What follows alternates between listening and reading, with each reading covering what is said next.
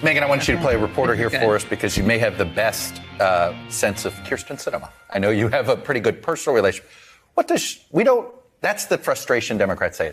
They don't know what Joe Manchin wants. They don't know what his bottom line is, and they don't know what her bottom line is. That's weird. Isn't that weird? So she's saying play reporter because you have a good personal relationship with Kyrsten Sinema.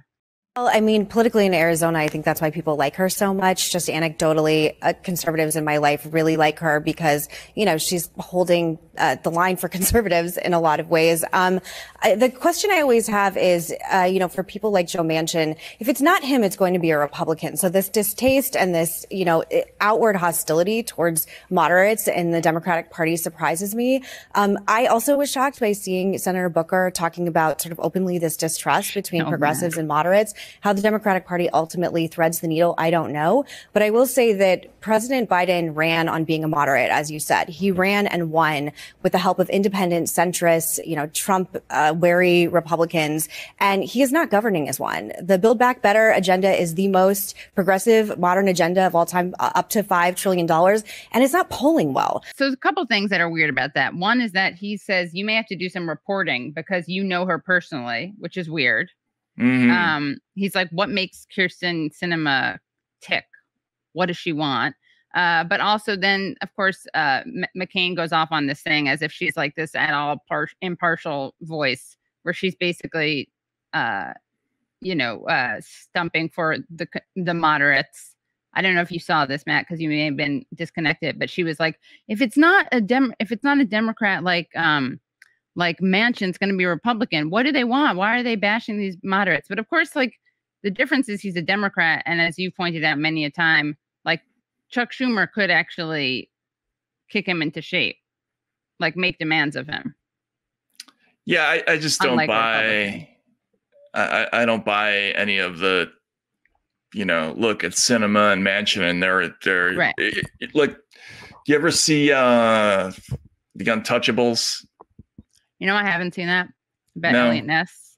Yeah, so there's a scene where Elliot Ness charges into Al Capone's hotel room as Al Capone is coming down a flight of stairs, and he wants to fight Capone. And as soon as Capone sees what's happening, he stops for a minute, but then he has all of his people hold him back. And then he starts like struggling as though he wants to fight him, right? And it's phony, right? So the whole thing is for like, if it wasn't for these people holding me back, we'd be fist fighting right now. That's all this is. It's the same game over and over again.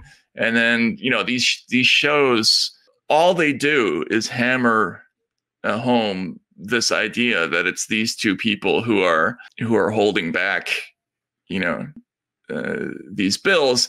But then then you hear people like John Podesta talk, right? And what he really is he symbolizes the actual dialogue that's going on within the party, right? And they are more than happy to get a smaller bill because that's what they want, right? They just don't want to have to they don't want to have to wear the political consequences for it. So they want things both ways, and all this is just a show, feels like to me. Yeah. Right? Yep.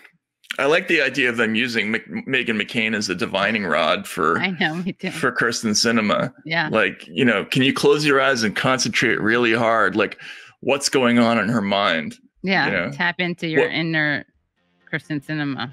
What number is she thinking of right now? It's a 7. Hello, thank you so much for listening to and watching Useful Idiots. For full episodes and extended interviews, please subscribe at usefulidiots.substack.com. You can subscribe on YouTube at youtube.com/usefulidiots for clips, live streams, and full episodes. Also, subscribe to us wherever you find your podcast. Follow us on Twitter at UsefulIdiotPod and use the hashtag UsefulIdiotsPod. Join us Mondays at 10 a.m. for the Useful Idiots Monday Morning Show, where we discuss the Sunday morning news shows so you don't have to watch them.